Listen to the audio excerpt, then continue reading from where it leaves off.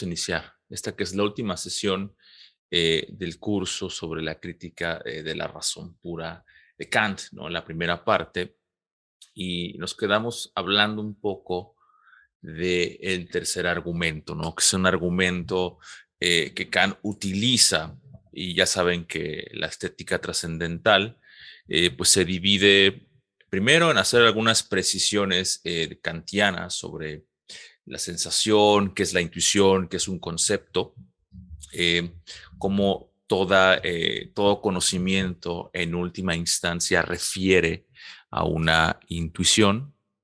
Déjenme ver si me escucho. Ok, correcto. Bueno, está perfecto. Vamos a regresar. Creo que me estoy escuchando bien. Y excelente. Bueno, tomando en cuenta esta idea de que la sensibilidad es una facultad autónoma que tiene un aporte propio a la experiencia, ¿sí? La sensibilidad tiene ese carácter distinto del entendimiento y eso es algo que Kant va a señalar constantemente, ¿no? Ni la sensibilidad puede pensar, ni los conceptos pueden intuir al final de cuentas. Eso es una tesis que va a estar presente toda la estética trascendental. Déjenme subir un poco el volumen, creo que está un poquito bajo. Bueno, espero que no. Si no, ya lo editamos un poco después, ¿vale? Entonces, esa es la idea, ¿no? La estética trascendental, como bien vimos, se divide en varias partes. La primera parte, como estamos comentando, nos presenta algunas definiciones un poco vagas y generales de lo que cada entiende por intuición, por sensación, por fenómeno, y cómo en realidad todo el conocimiento humano, en última instancia, en último lugar, refiere a los fenómenos o refiere a una intuición. Y la intuición no es más que una representación objetiva de un particular, de un singular, ¿no? Ya sea de una propiedad que le atribuyamos a un objeto, como la rosa es roja. Ahí estamos hablando de una intuición, pero quizás lo que hace más característica a la intuición es que una intuición se refiere a un objeto en particular, a un aquí, a una ahora determinado. Entonces, la intuición implica ya cierta objetividad y una intuición, como dijimos en la sesión anterior, puede tener varios sentidos y entre ellos una intuición quiere decir como el fenómeno en el cual nos relacionamos. La intuición siempre señala a algo distinto de nosotros y una intuición ya tiene un valor objetivo para Kant. ¿Y qué quiere decir valor objetivo para Kant? Pues quiere decir que ya hay una relación con algo distinto de nosotros, ¿no? Ya hay una relación con un objeto particular del cual somos conscientes de manera inmediata, ¿no? Por ejemplo, tenemos algo enfrente, un café, una persona, un árbol, y tenemos sensaciones. Pero no tenemos solamente sensaciones, sino que también tenemos una atribución de que a tales objetos nos producen esas sensaciones o de que a tales objetos les podemos atribuir el color o un sabor o que será una textura, etcétera. Todas esas sensaciones que componen la experiencia para Kant por sí mismas no aportan conocimiento, sino se relacionan con algo distinto de nosotros, que son los objetos, ¿no? Que son las intuiciones, los objetos exteriores a los cuales se refiere. Entonces, intuición siempre es referencia inmediata, ¿sí? Inmediata con algo que está frente a nosotros. Esa es la intuición para Kant, una relación objetiva, porque intuición ya implica objetividad con algo, una relación objetiva con algo que está frente a nosotros, de manera quizás no conceptualmente determinada, tal cual, podríamos hablar, eso es un gran debate entre los kantianos, ¿no? Si puede haber intuiciones indeterminadas, o sea, no determinadas por un concepto, y si puede haber conceptos o si conceptos que tengan un sentido independientemente de su aplicación a la intuición. Pero vamos a pensar que en Kant sí hay una intuición o hay una manera de entender la intuición de manera que no sea como determinada por un concepto, ¿no? Cuando decimos, es que aquí hay algo, alcanzo a ver algo aquí y ahora, pero no sé qué es. Hay una presentación de un objeto aquí y ahora, pero no podemos decir qué es, ¿no? Y el decir qué es ya implica una cierta objetividad. ¿Qué tal, Pedro? ¿Cómo estás? Bienvenido. Pues esperamos que se entreguen un poco a poco los demás. Estoy recordando unas pequeñas ideas de que hemos estado analizando de la crítica. ¿Me escuchas bien? ¿Me ves bien? ¿Todo Sí, bien, profe, Pedro? todo ¿Cómo bien, estás? sí. ¿Cómo estás, Pedro? Buenas tardes. Bienvenido. Bien, todo bien. Pues mira, ¿Qué tal recordando usted? algunas ideas, no sé si quisieras aportar algo de lo que estamos comentando o de lo que estaba diciendo. Esta idea de que las sensaciones no son conocimiento para Kant. O sea, las sensaciones no representan nada. Y una representación tiene esta función, pues obviamente de representar algo, ¿no? Representación, ¿qué significa? Estar en lugar de otra cosa, ¿no? Cuando hablamos de representación política, por ejemplo, los políticos están en lugar del pueblo, ¿no? En algún sentido. Entonces, una representación es algo que está en lugar de otra cosa, que está en representación o en ausencia de esa cosa, ¿no?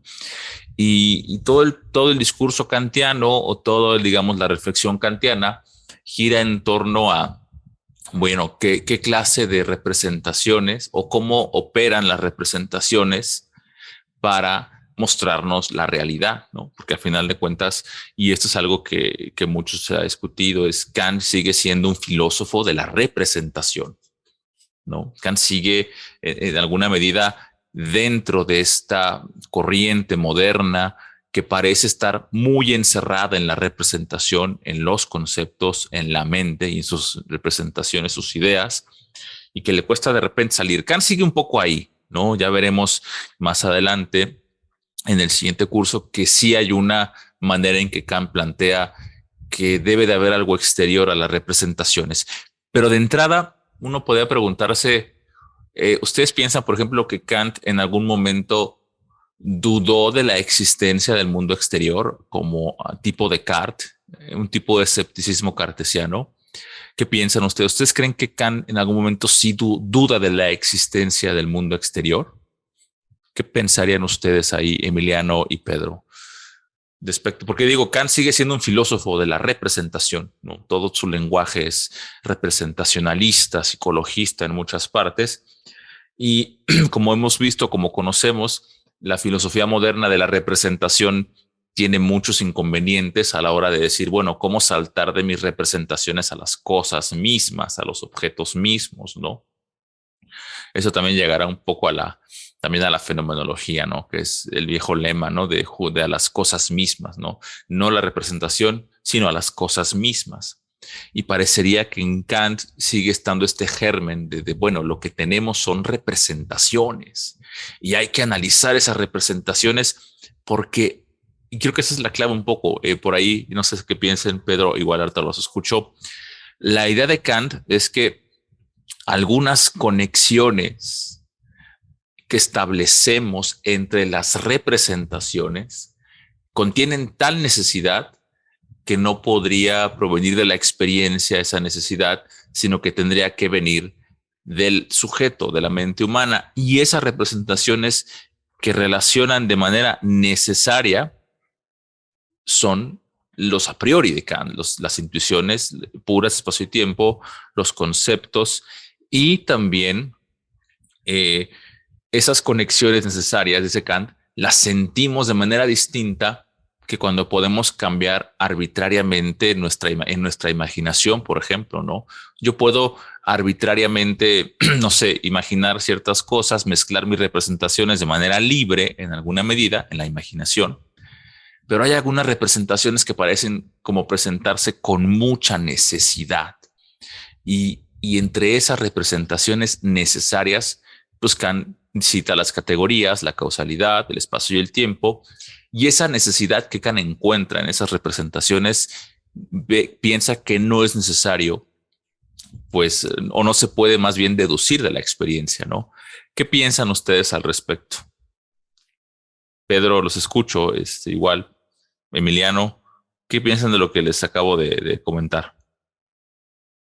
No sé si tengan algo que decir, algún comentario, adelante, ¿no? Igual también, si tiene que ver o si tiene que estar relacionado, adelante, ¿no? Lo podemos comentar. Pues Te a mí me escucho, Pedro. parece interesante esto último que usted dice, porque pues en esta parte Kant nos está diciendo que el espacio y el tiempo, al ser intuiciones puras, Ujú. no pueden provenir de la experiencia. ¿Por qué? Porque la experiencia, digamos, es algo que depende de esas intuiciones, ¿no? O sea, entonces no pueden ser conceptos tampoco, sino que tienen que ser Perfecto. intuiciones. No son ni objetos, ¿no? Ujú. Tampoco. No son O sea, objetos. no son pertenecientes al mundo real, sino que, digamos, al mundo real, así como, por Ujú. ejemplo, no sé, bueno, así lo entendí yo, como por ejemplo un Ujú. objeto, una mesa o algo así, sino que son intuiciones de las que nosotros nos valemos para, eh, para encontrar las relaciones que existen ahora sí entre los objetos que sí son reales, ¿no? Ok, ok. O, bueno, así lo estuve entendiendo yo. Y con la pregunta que nos decía de Ujú. si Kant en algún momento dudó del mundo, em, pues no sé, es que esa pregunta está un poco, es interesante, ¿no? Porque con el concepto de cosa en sí, que a mí sí me sigue siendo muy difícil de comprender. Kant parece estar diciendo que hay algo allá afuera, detrás del objeto, de lo cual nosotros, mediante nuestras intuiciones y nuestras categorías, representamos algo, pero ese algo que representamos podría ser distinto de ese objeto en sí, podríamos decirlo. Pues esto que nosotros representamos ya no es algo en sí mismo, sino que ya es un fenómeno, ya está determinado. Entonces, pues en cierta forma, si lo vemos desde ese punto, podríamos decir que Kant no se Ok. plantearía esa pregunta de no existe el mundo, pues para él es obvio que existe, ¿no? Porque entonces si no existiera el mundo, no seríamos afectados, ¿no? Ok. Y si no somos afectados, entonces las intuiciones ni las categorías, pues no serían nada tampoco, porque, digamos, no habría nada que las pusiera en funcionamiento. Pero, pues, no sé, Bien, bien, Pedro. es un poco complejo. Bien, no, es interesante el comentario que estás diciendo. Creo que esta idea de las conexiones necesarias que no pueden provenir de la experiencia. Y primero que nada, ahorita voy a lo del mundo exterior que te comenté.